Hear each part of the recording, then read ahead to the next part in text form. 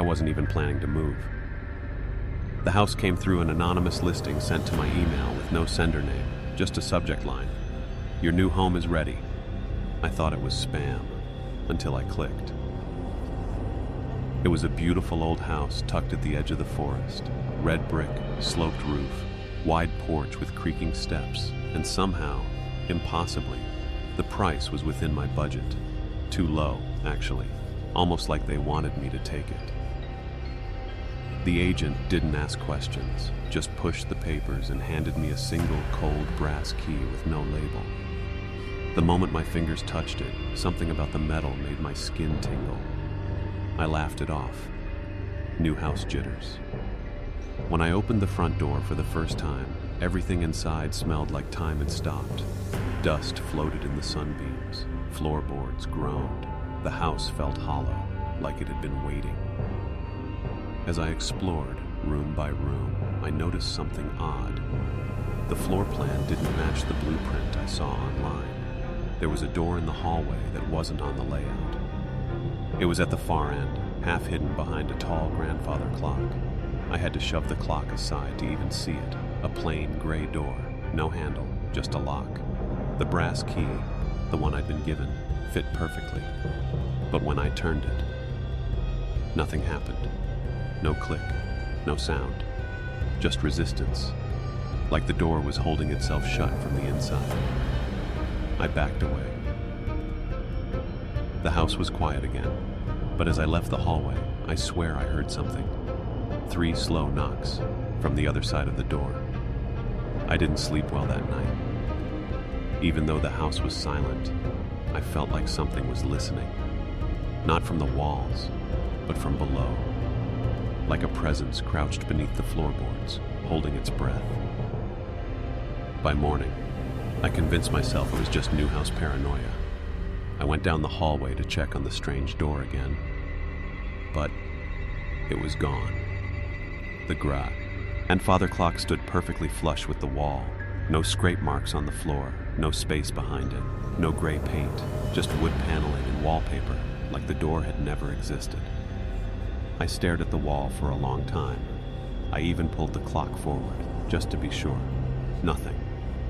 My heart pounded against my ribs as I whispered out loud, "What the hell is going on?"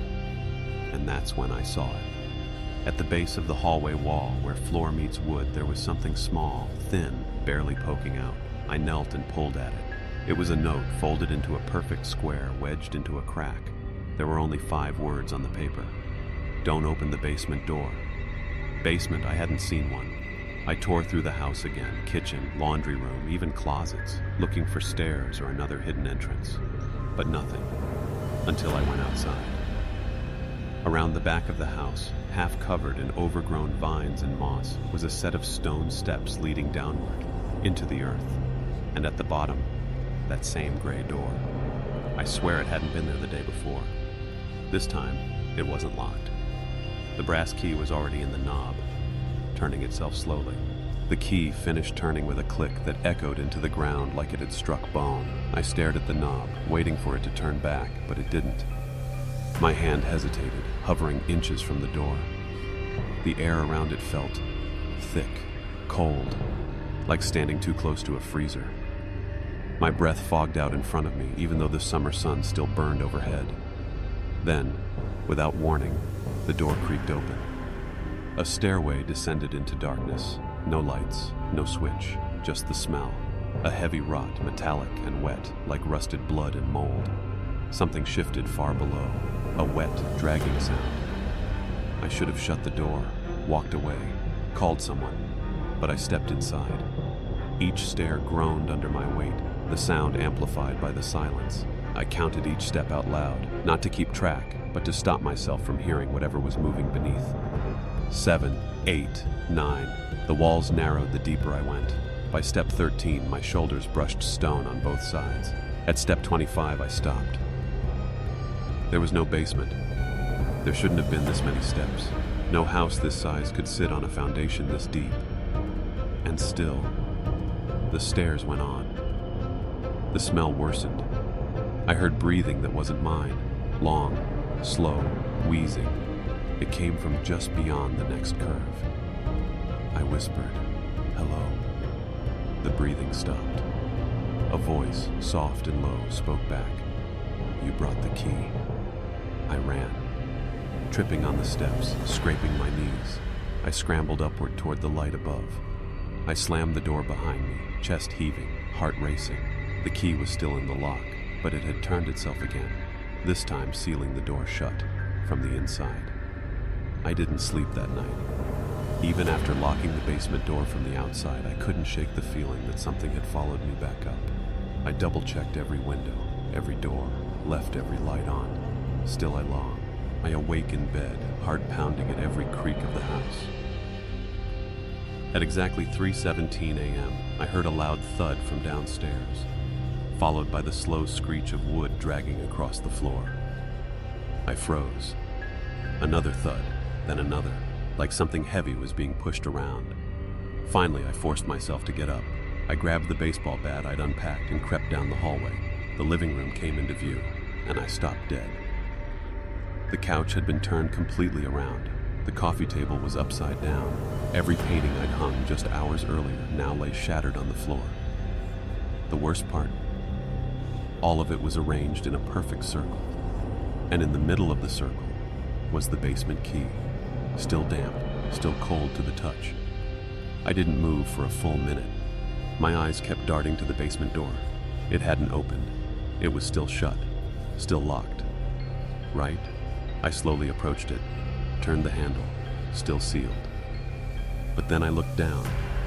Just below the doorframe, smeared across the floor in a thin, wet trail, were footprints, bare, too long, toes curled like claws, leading from the basement into the living room. I didn't sleep at all after that. I sat in the hallway with the bat across my knees until dawn broke through the windows. But in the morning, everything was normal again. The couch was in place, the table untouched. Only the key remained where I'd found it. Waiting. By the third night, I stopped pretending everything was fine. The key was still where I'd left it, sitting on the hallway floor, cold as ice no matter how long it sat in the sunlight. I tried throwing it away, twice. The first time, it was back on my kitchen counter by morning. The second, it reappeared inside my pillowcase. I taped the basement door shut, and I started hearing voices. Not loud, not whispers either. It was more like someone having a muffled conversation directly beneath my floorboards. Calm at first, then agitated, then angry. The voices came from the air vent in the hallway. I knelt beside it one night, holding my breath, listening. The sound was clearer now. Two distinct tones, one gravelly and low, the other hoarse, desperate. They were arguing, but in a language I didn't understand. Suddenly, they stopped. The vent went completely silent. I leaned closer. That's when a voice whispered through the grill, this time in perfect English. "You're listening again." I fell backward so hard I hit the wall. My heart was racing, ears ringing. I turned the thermostat up, down, anything to kill the airflow. But even with the system off, I heard something crawl through the ductwork above me. Metal clanged, nails or claws scraping as it moved. It stopped above my bedroom. I didn't sleep. The next morning, I climbed into the attic to check the ducts. Every vent was sealed, every pipe untouched, except one, the one above my bed. It had a long scratch across it, deep, fresh.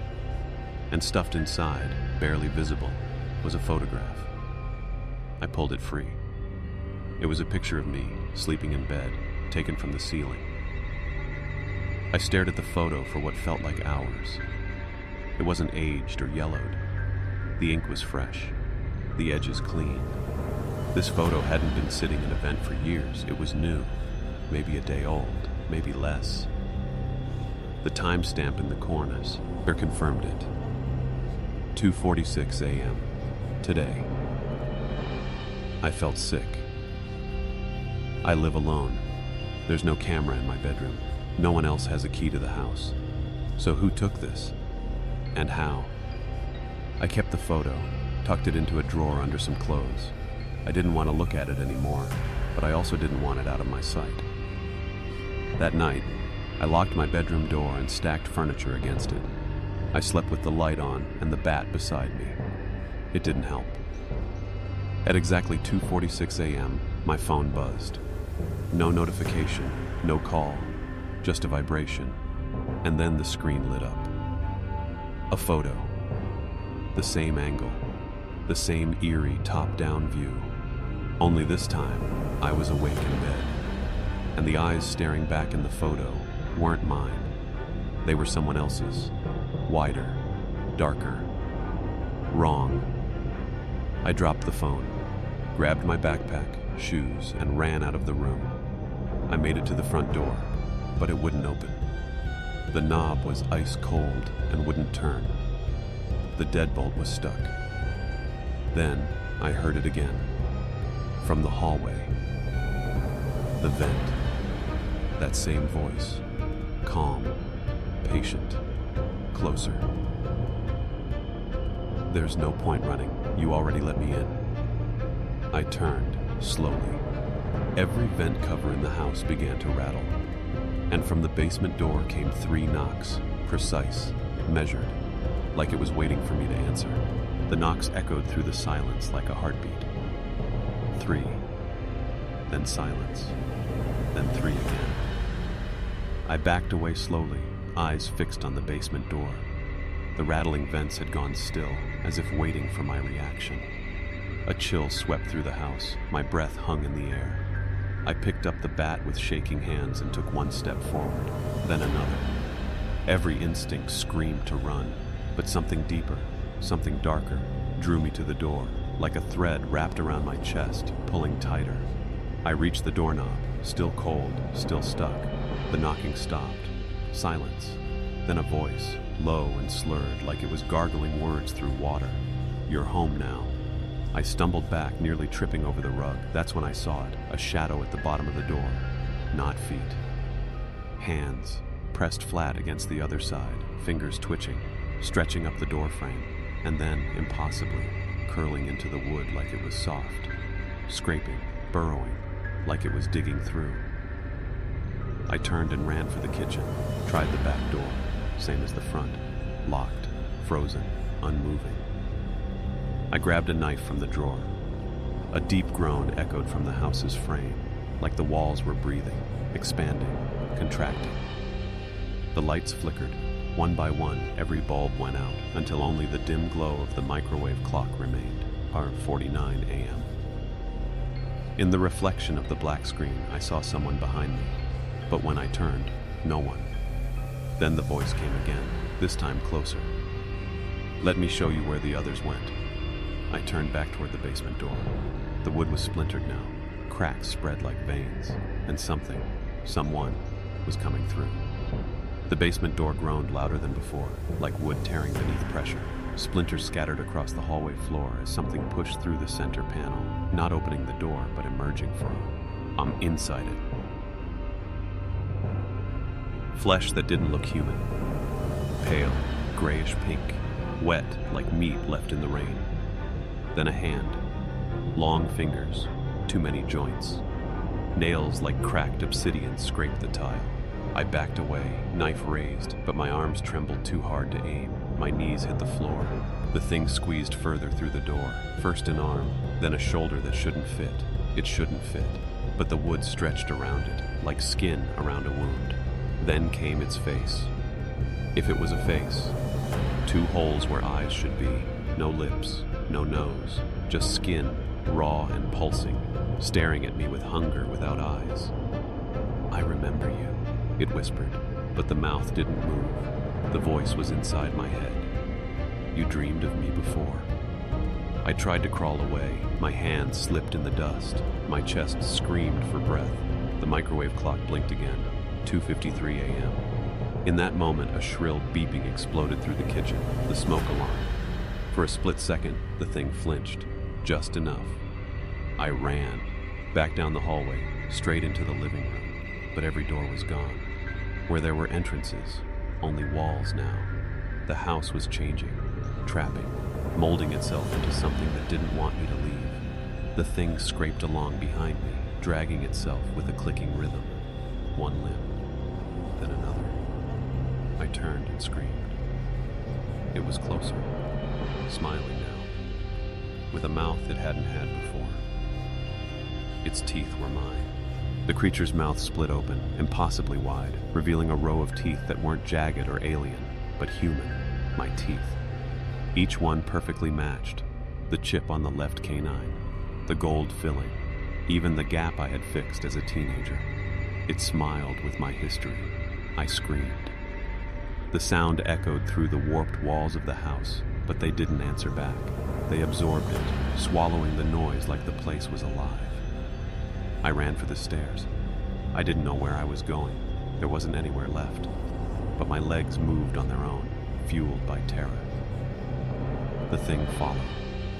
Its limbs didn't move like legs or arms. They stretched, like melted wax reforming with every step. Its body scraped along the ground, leaving behind streaks of black fluid. Halfway up the stairs, I looked back. It wasn't on the floor anymore. It was on the ceiling. Crawling upside down like a spider, its smile still spreading, impossibly wide now, too wide. "We've waited so long," it said again in my mind. "We had to make sure you remembered." I burst into the hallway upstairs, slamming the first door shut behind me. I turned and found myself in a bedroom. It wasn't mine. It was my childhood bedroom. The posters, the bunk bed, the toy box. I blinked. What the hell was happening? On the nightstand was a picture frame, me and my brother when we were 6 and 8 years old, smiling. Except I don't have a brother. I never did. The creature slammed against the door. Then again, each thud shook the whole room. Dust rained from the ceiling. Cracks splintered across the mirror on the closet door. Then I heard it again, faint. A voice under the bed, whispering, "You shouldn't have come back." The whisper came again, soft, trembling, childlike. "You shouldn't have come back." I dropped to my knees and yanked up the bedsheet. Darkness, but not empty. Two glowing eyes sent hard back, small, human, terrified. A boy's face emerged, a boy who looked exactly like I did when I was about 6, same haircut, same scar on the eyebrow. He shivered beneath the bed, clutching a torn teddy bear. "What the hell?" I breathed. "You have to hide," he whispered, "before it comes in." The door groaned. A long crack spread down its center. I pulled the boy out. He didn't resist. The walls of the room started to melt, dripping like wax under a blowtorch. The posters on the wall curled and blackened. The ceiling fan above us began spinning violently, faster than physics should allow. Suddenly the door exploded inward. The thing was in, but it had changed. Its shape now resembled my father. Not the real one, the one from the photos I'd burned.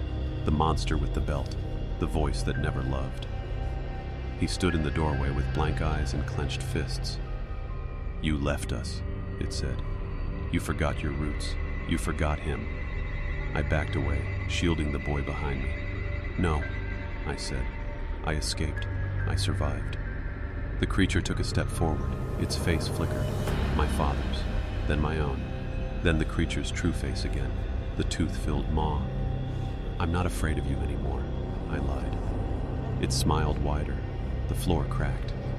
Then, with a sound like tearing metal, the closet door behind me burst open. Inside was a spiral staircase, made of bone. The boy looked at me. "That's the way out," he said. But we both knew it wasn't. It was the way down. The boy grabbed my hand and we stepped toward the open closet. The spiral staircase extended into a black void, glowing faintly under our feet, made entirely of bone, ribs, femurs, jawbones twisted into steps. With every step downward, the air grew colder, heavier. I couldn't hear my heartbeat anymore, just the faint drip, drip, drip of something wet echoing far below. The walls around us changed. At first, wood, then stone, then flesh, pulsing, breathing. The staircase felt endless, like we were descending into the center of something ancient, something alive. "Where are we going?" I asked. "To where it began," the boy said without emotion. "To what began?" He didn't answer. Finally, we stepped into a circular chamber. The walls were covered in carvings, thousands of them. Names, dates, faces. Some looked like people I knew. Some looked like me. In the center was a pool of black liquid, still, mirror-like. The boy walked to the edge and pointed. "This is where it took your memories." I stared into the pool, and I saw it. My childhood, rewritten. My mother's face, missing. My house, wrong shape, wrong street. Even the birthday cake I remembered so clearly, gone. Replaced by a dark room and silence. "You didn't escape," the boy whispered. "You were buried. Your mind was rewritten." The realization hit like a hammer. Everything I remembered, what if it was planted? The pool began to ripple. The creature was coming again. This time from within. A hand emerged, skeletal, wet, claws longer than fingers, then another. The boy didn't run. He stepped forward. "No!" I grabbed him. He turned back to me with dead eyes. "I never existed," he said, and jumped in. The pool swallowed him like he was never there. Then it looked at me. I stumbled back from the edge, heart pounding like a war drum. The black pool was silent again. No ripples, no boy, no reflex. "Keishan." I turned to run, back toward the staircase, but it was gone. The chamber had changed. There were now doors. Dozens of them lining the circular wall. Each door looked different, some wooden, some rusted steel, some like padded asylum doors. And above each door, a name. My name, spelled differently on each one. "Choose," whispered a voice that came from nowhere. "But choose true." The creature was playing with me. It wanted me to remember something, or maybe it wanted me to forget. I walked toward the nearest door, one with my full name carved into weathered oak, Nathaniel Ezra Clark. I reached for the handle, but the metal was hot. It seared my skin. I staggered back and looked at the other doors. Nathan Clark, Nate E. Clark, N. E. Clark. All versions of me. Each door, a timeline, a memory, a life I never lived. The chamber pulsed. A low, humming sound began to rise. From the walls, from beneath the floor, from within my bones. Then, one door swung open on its own. Inside, I saw a hospital hallway. Flickering lights. A wheelchair tipped over. Bloody footprints leading into darkness. It pulled at me like gravity. I stepped through, and instantly I was there. The stench of antiseptic and rot hit my nose. Alarms blared in the distance. The walls were smeared with handprints, child-sized but too high up. The lights behind me went out, one by one. I turned to go back, but the door was gone. I was alone again. But not for long. The intercom crackled. Then a voice whispered, "Welcome home, Dr. Clark." I froze. Dr. Clark. The name echoed down the hallway like a cruel joke. I wasn't a doctor. I never studied medicine. But this place, this version of reality, remembered me differently. The fluorescent lights above blinked rapidly, buzzing like flies. At the far end of the corridor, a figure stood, tall, still, covered in surgical scrubs soaked in something black and dripping. Its head tilted slightly, as if studying me. Then it raised one hand. It was holding a tooth. I turned and ran. Doors lined the hallway, each labeled with strange patient numbers and dates I didn't recognize. One was open. I slipped inside and slammed it shut behind me. Inside was an operating room. Old, rotted. The surgical lights swung overhead, casting shadows that danced like they were alive. A tray of rusty tools sat waiting beside a cracked surgical bed, and on the table was me. My body, unmoving, chest open, ribs spread like wings. No organs inside, just darkness. I backed away, breath hitching. Then behind me, a whisper. "You've been trying to forget, Nathan." I turned. The surgeon stood in the corner now, face hidden beneath a blood-smeared mask, its gloves soaked, its eyes gleaming. "We've been trying to help you remember." The door burst open behind it, and dozens of people rushed in. Patients, some screaming, some moaning, some missing their mouths entirely. Their faces changed as they neared. One became my childhood friend. Another, my grandmother. Another, myself. They surrounded me, chanting in broken whispers. One of us. One of us. One of us. The lights burst, the floor cracked, and the operating table disappeared beneath me. I fell, down, into the dark, into the next truth. I landed hard. Dust and bone crunched beneath me. I sat up, dazed, and found myself in a vast underground cavern. The air reeked of copper and mold. Above, stalactites, Doctor, ipped something thick and red. Below me, piles of teeth stretched in every direction. Human, animal, rotting, fresh. Some still had bits of gum attached. I stood, legs trembling. In the distance, something moved. The sound was unmistakable. Chewing, wet, loud, rhythmic. I followed it. The cavern narrowed into a tunnel carved from flesh and stone.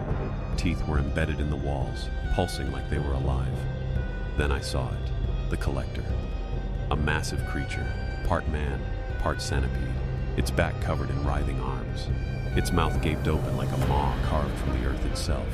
Inside, rows and rows of teeth, spinning like gears. It sat hunched over a giant book, and it was writing, with a quill made from bone.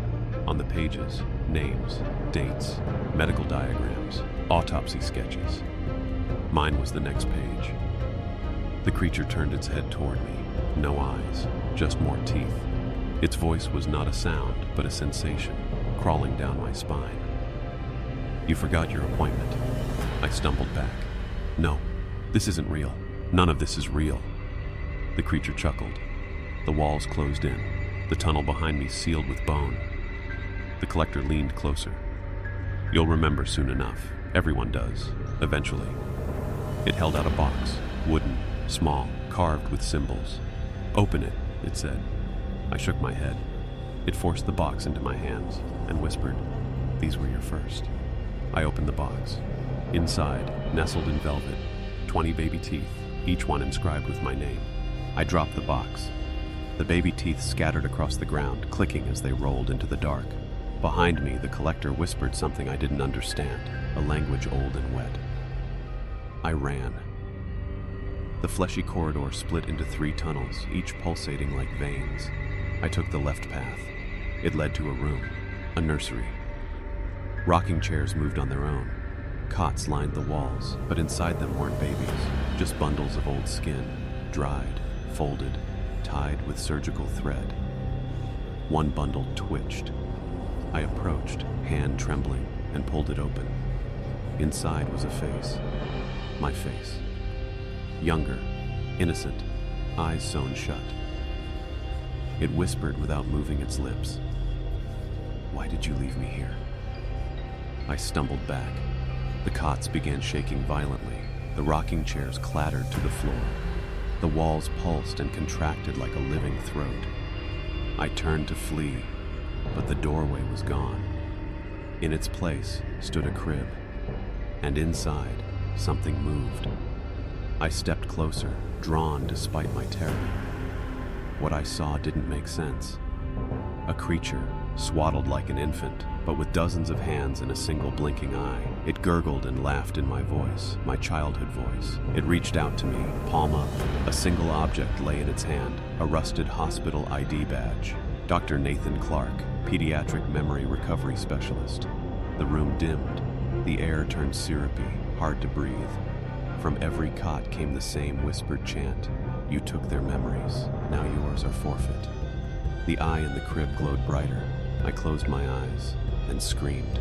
When I opened my eyes, I was elsewhere again. A massive file room. Rows of metal drawers stretched endlessly in every direction, some tipped over, others shaking violently, as if something inside was trying to get out. A flickering sign above read, Patient Records, Confidential. I walked forward, and as I did, the drawers began opening on their own. Files spilled out, scattering the floor. Some were soaked in blood, others burned around the edges. I picked one up. My handwriting. Diagrams. Descriptions of memory extraction procedures. Patient names I didn't recognize until I did. Mrs. Gerda, Liam Mercer, Alan Briggs. All names I had seen etched on doors or whispered in the dark. Then I found a folder with no name, only a symbol, an open eye with a needle piercing the iris. Inside were pages of madness, scribbled notes, drawings of surgeries performed in the mind, instructions for temporal reversion of trauma by neural separation. The last page was written in red ink. You can't erase what you've done, you only bury it. Suddenly, the drawers around me flew open with a thunderous bang. Black smoke poured out, forming shapes, faces, screaming. Hands reached from the files, grasping my arms, my chest, pulling at my skin. One voice, deep, feminine, and furious, roared above the others. "You took my son!" I yanked free and ran. The corridor twisted behind me. File cabinets tipped, crashing like thunder. At the end, a single drawer opened gently. Inside was a mirror. My reflection looked back, but it wasn't me. It was the surgeon. Smiling. Scalpel raised. The next room pulsed with cries. I stepped in, and the noise hit me like a wave. Endless, layered screams, some distant, some right in my ear. The hallway was narrow, carved from stone slick with moisture. Faces jutted from the walls, frozen in silent howls. Their mouths were open, eyes wide with terror. Every few steps, one of them would whisper my name. "Nathan, help me." I recognized them. Old patients, children, nurses, staff from the asylum. They weren't dead, but not alive either. Just trapped. The air grew thick, oppressive. At the end of the corridor stood a door made of iron and glass. On it, etched in reverse, remission through repetition. I pushed it open. Inside was a surgical theater. Not just any theater, the one from my memories. The one I'd performed my earliest memory extractions in. I saw myself again, standing over a patient, a young girl. She screamed, but the other me didn't hesitate. He lowered the needle into her temple with eerie calm. Blood poured from her eyes. Her mouth moved, but no sound came.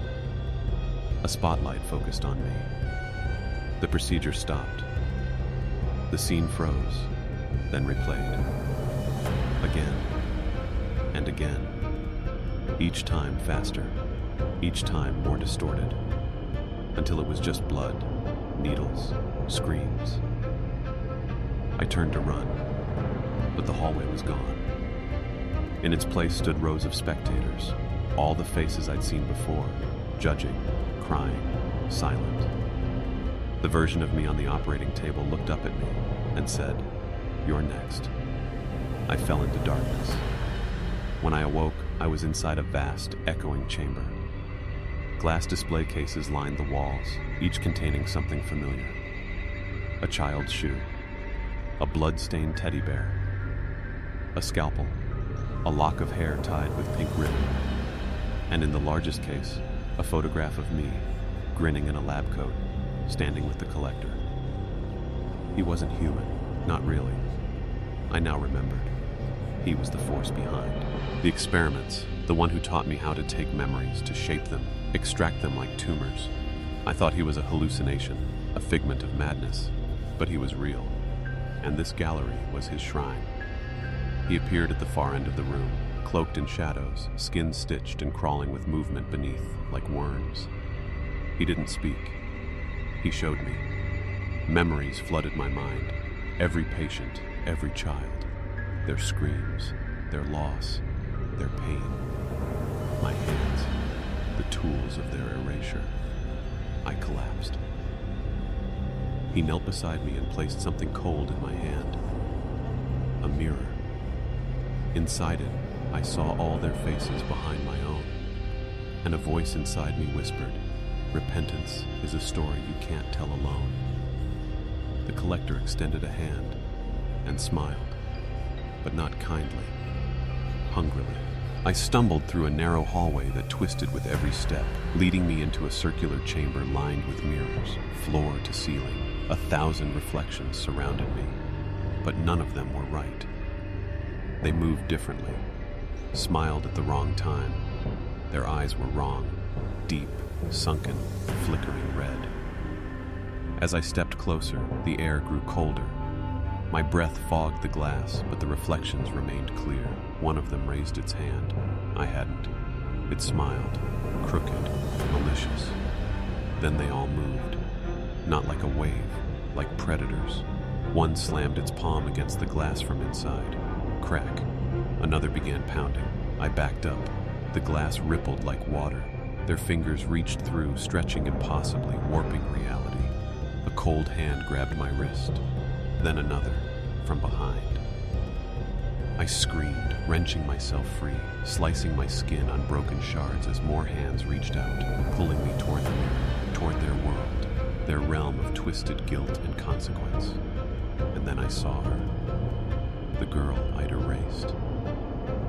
She stood at the center of the room, untouched, her white hospital gown soaked in blood, her face blank.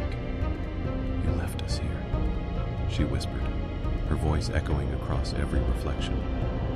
"You knew what the collector was, but you stayed silent." "I tried to fix it," I croaked. "You fed him with lies," she said. "You brought him victims. You were the first." The mirrors shattered all at once. Glass tore at my skin. The floor opened beneath me. I fell into a pit of screaming voices and darkness, deeper than anything I'd ever imagined. Fell towards something waiting at the bottom, pulsing with hunger. A name was whispered in the void.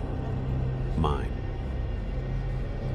I woke up face down on freezing concrete, drenched in sweat, blood, or both.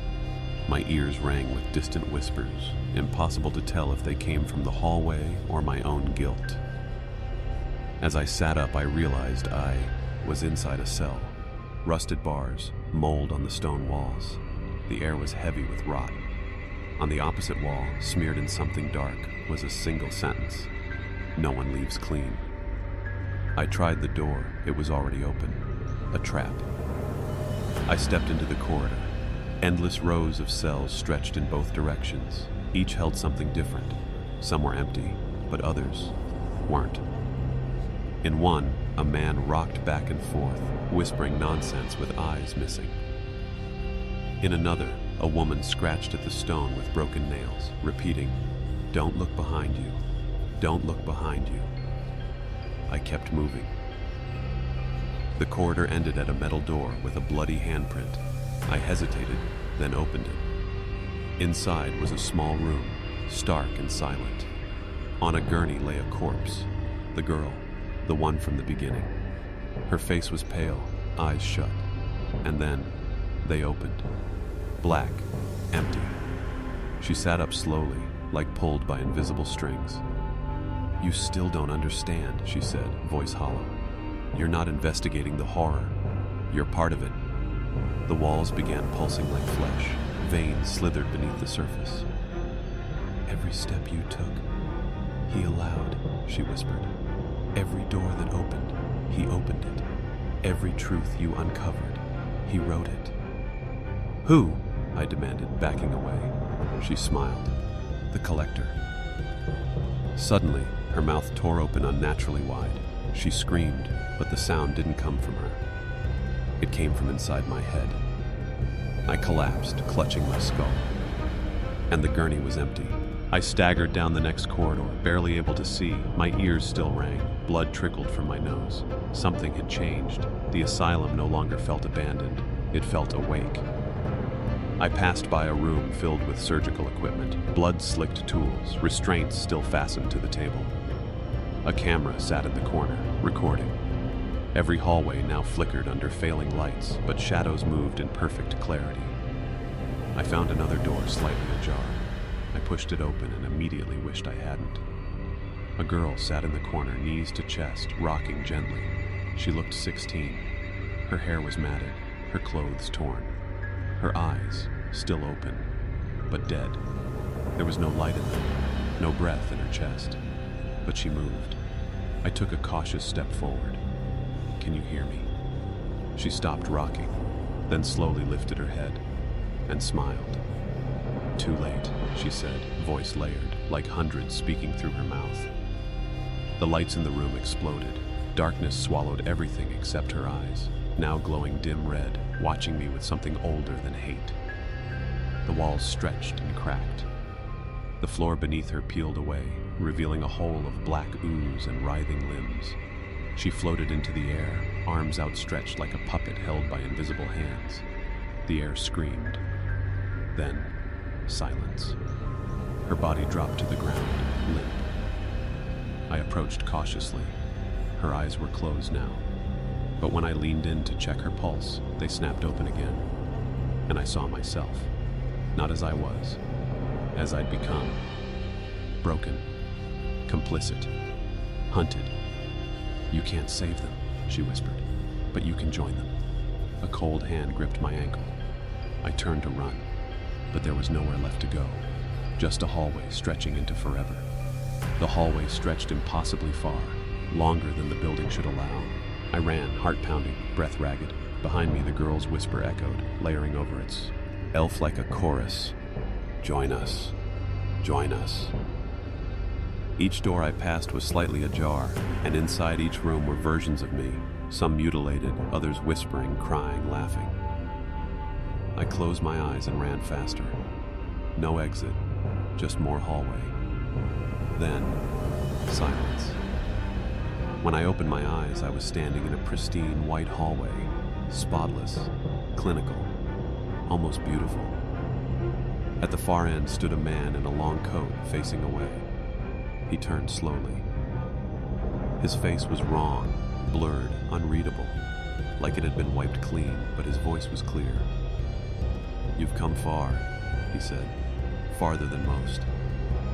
"Who are you?" I asked. He tilted his head. "The better question, who are you?" He stepped closer. "You think you're investigating horror, but horror is you. You fuel it, you document it, you carry it out. You're the collector," I said.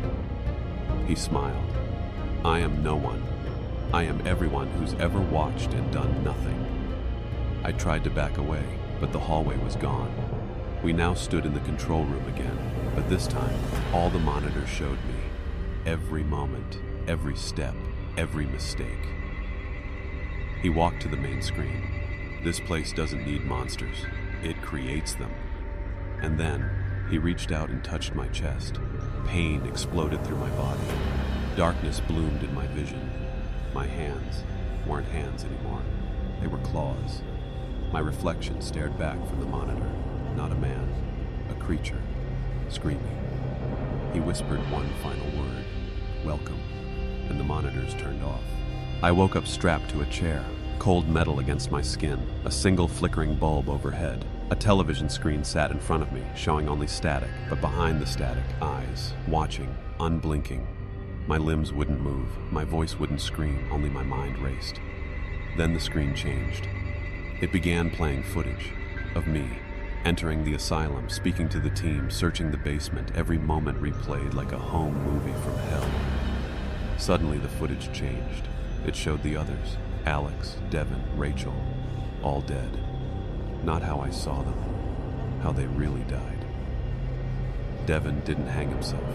He was dragged into a hole in the wall. Rachel wasn't unconscious. She was whispering to something in the shadows, carving symbols into her skin.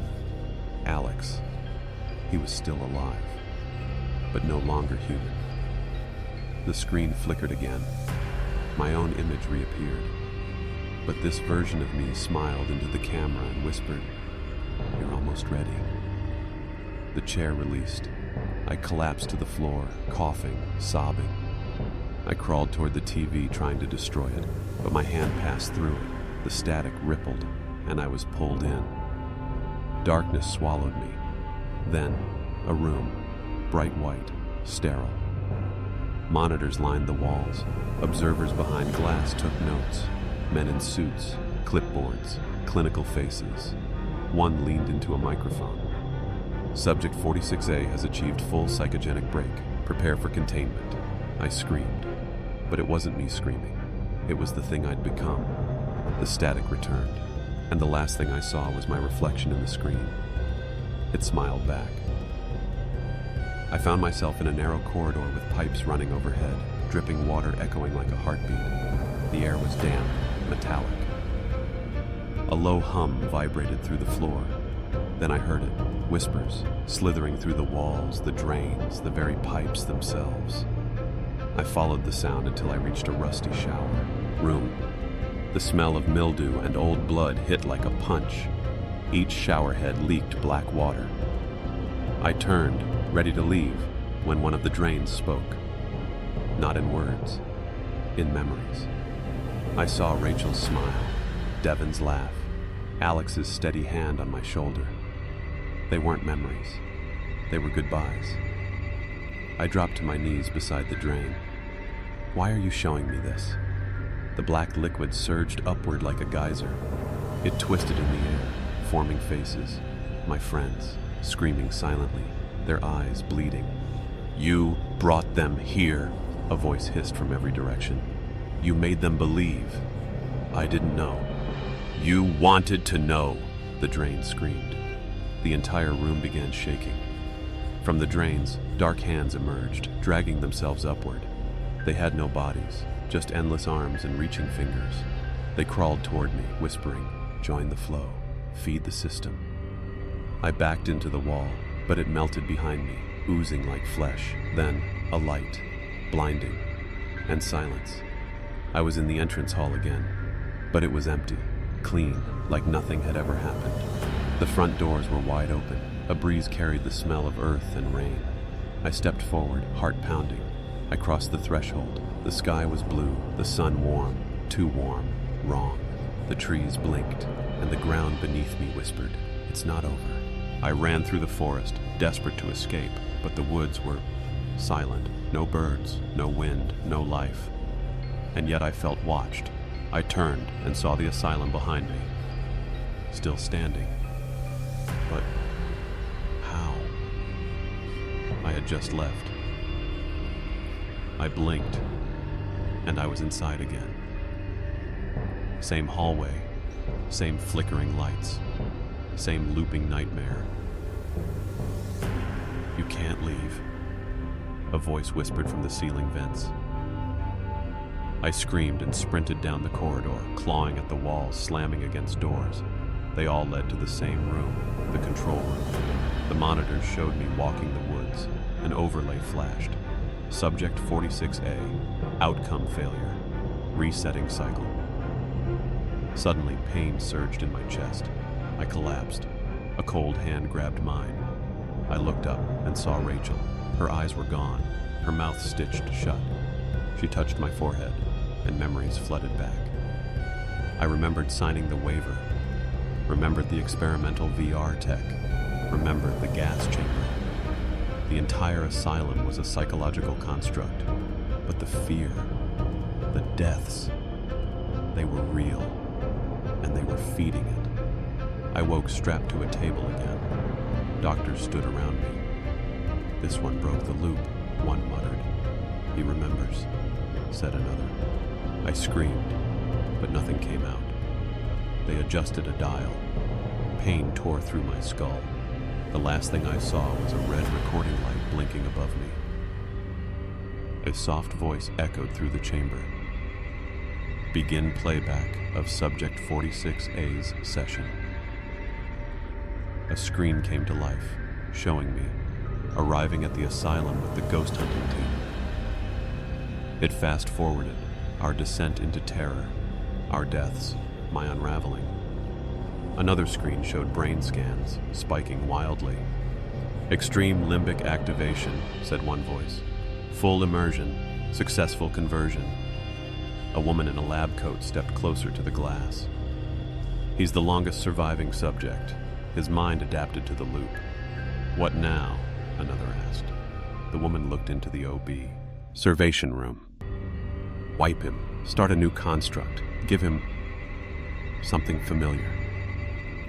The lights in the room dimmed. I lay still. But inside, something screamed, a small, dying ember of me. I was trapped. I couldn't speak. I couldn't move, but I could still feel everything. Suddenly the room flickered, like reality glitched. The walls cracked, the ceiling bent inward, sirens blared. An alert rang, psychogenic leak detected. A voice whispered in my mind, "You're not just watching anymore, you're becoming." Then I saw them, the others. Devin, Rachel, Alex, but not dead. Not exactly. They stood outside the chamber, half-transparent, faces haunted. "Pull him out," one technician shouted. "Too late," another said. "Something's crossing over." The monitors glitched violently. I opened my eyes and screamed. The lights died. The glass of the chamber shattered. I rose, slowly, mechanically, hands trembling. Technicians screamed, alarms echoed, and figures in hazmat suits rushed in. But I saw him through the smoke, the collector. Standing at the far end, untouched, calm. "You made it through," he said. "Congratulations." "What am I?" I asked.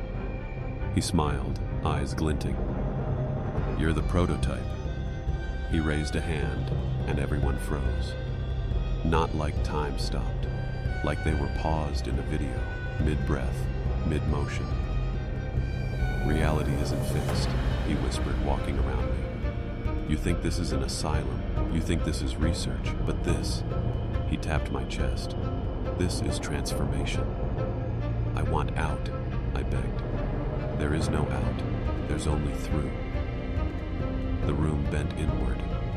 The walls tore like paper. Behind them, void.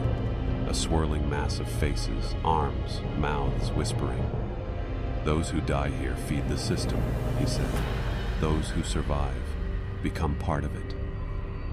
I felt my body twisting, skin flaking, eyes changing. The collector stepped into the void. "Come with me." "No, you already did." I screamed, and the void swallowed me whole. The door slammed shut behind me. I spun around, heart hammering. It was gone. No knob, no hinges, just smooth concrete wall where I'd entered seconds ago. The room was dimly lit by a single hanging bulb, swinging slightly as if disturbed by something invisible. The floor beneath me was black and wet, as though soaked in old blood. It smelled like rot and mildew. The air pulsed with a sound, not quite a hum, more like breathing. The walls were lined with carvings, symbols etched deep, some ancient, others childlike, as if drawn in panic. Then I heard the whispers, not in my ears, in my mind. "You shouldn't have come here. Nothing leaves this place. You opened the wrong door." I turned in circles, searching for a way, out, a crack, a vent, anything. But the room began to change. The walls stretched taller. The bulb flickered violently, casting chaotic shadows that moved independently of me. One shadow elongated and formed the shape of a person. No, a child. The same child from the forest. He stood facing the wall, whispering something in reverse, over and over. I stepped closer. The floor squelched under my feet. "Are you okay?" I asked, voice trembling. The child slowly turned, revealing eyes completely white and skin stitched together like a rag doll. "You're next," he said. Suddenly, the room jolted violently. The symbols lit up red. The floor cracked, revealing an endless black void below. Chains shot up from the darkness, wrapping around my ankles and wrists. I screamed, yanked downward as the child watched silently. Then the light exploded, and I fell. Down into something vast, something ancient, something waiting. The fall felt endless. I tumbled through blackness, weightless, unable to breathe, scream, or even think. Then, as suddenly as it started, I landed, hard, on a surface that felt like flesh but sounded like stone. A dim, reddish glow pulsed around me. The floor was veined, pulsing gently, like the skin of a sleeping beast. The air was thick with decay, humming with a strange, low frequency that vibrated in my bones. Ahead, arches of bone formed a crude tunnel. I had no choice but to walk forward. As I moved, I saw things embedded in the walls, Faces, hundreds of them, frozen in silent screams. Their eyes followed me, wide with agony, some weeping blood, others mouthing words I couldn't hear. One face looked like mine. I tore my eyes away and pushed forward. The tunnel ended at a vast underground chamber, cathedral-like and impossibly wide. In the center stood a black obelisk, slit with some dark fluid. The child stood before it, facing away, arms raised. "You brought it back," he whispered. "You brought the offering." "I don't know what you're talking about," I shouted. He turned slowly. His body was now aged, no longer a child, but a man made of stitched shadows, pulsing with power. "You returned to the town. You listened to the call. That was enough." The ground trembled. The obelisk began to crack open. From within, a massive eye, reptilian and ancient, snapped open and looked directly at me. "Your story ends here," the man said, "and ours begins again." I turned and ran, but the chamber bent with me. Every step forward took me deeper inside. I was inside something alive, and it wasn't done with me yet. I awoke lying in the middle of the town square. Only, it wasn't the town I knew. The sky was blood red, and all the houses were reversed, as if mirrored. Windows were black voids. Street signs had letters that twisted when I tried to read them. There must be were people, but they didn't move.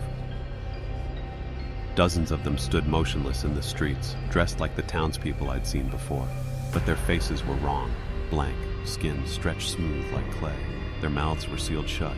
Their eyes were open but didn't blink. I moved cautiously. A sign read, "Welcome back, Elias," my name, painted in blood. Suddenly, all the figures turned toward me in unison. A voice echoed, but not from them, from the air itself. "You've crossed the veil. There is no return." I bolted, weaving through frozen people. Their heads turned to follow me, even as their bodies didn't move. I reached my childhood home. Its door was open. Inside, the house was decayed, filled with rotting furniture and black mold dripping from the walls. A lullaby played faintly upstairs. I climbed the stairs. At the top, I found a nursery. A crib sat in the center, empty. On the wall, scribbled in soot, "The child never left. You did." Behind me, the whispering returned. I turned. My mother stood in the doorway, except she'd been dead for years. "You were always meant to come back," she said, her mouth unhinged, "and you'll never leave." Her face melted as shadows lunged at me. I screamed. Then everything went black again. I opened my eyes. I was still in the town, but now it was completely still, not frozen, empty.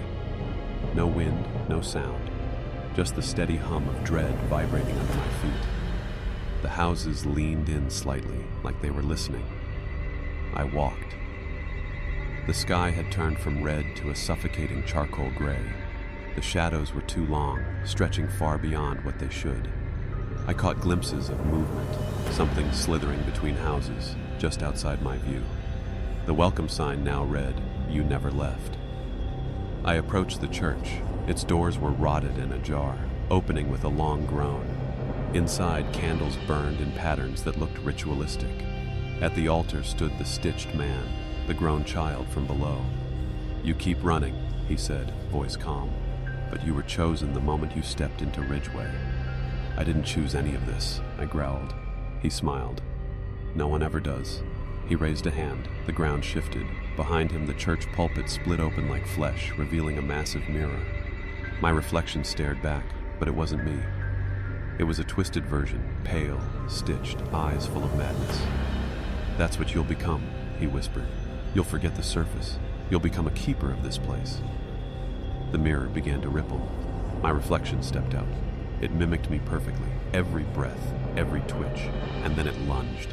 We collided, falling through the mirror. I fell through the glass and landed in a reversed version of Ridgeway, like I'd entered its reflection. Everything here was upside down. Skies were underground. Streets curled upward into the void. Gravity didn't make sense. My limbs felt heavy and wrong. The stitched version of me stood across from me. He smiled. "You already know how this ends." Then he charged. I fought him, fist against fist, thought against thought. Every time I struck, I felt it in my own bones. He was me, my pain was Dole's, as his. His fear was mine. I realized something terrible.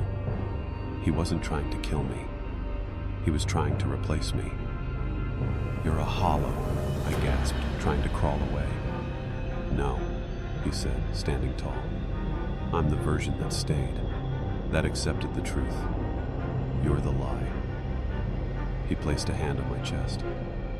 Suddenly, I was paralyzed. Darkness wrapped around me like a cocoon. I saw memories not mine, families devoured, forests whispering names, towns built on sacrifice. I screamed. The reflection smiled wider. Then, a crack.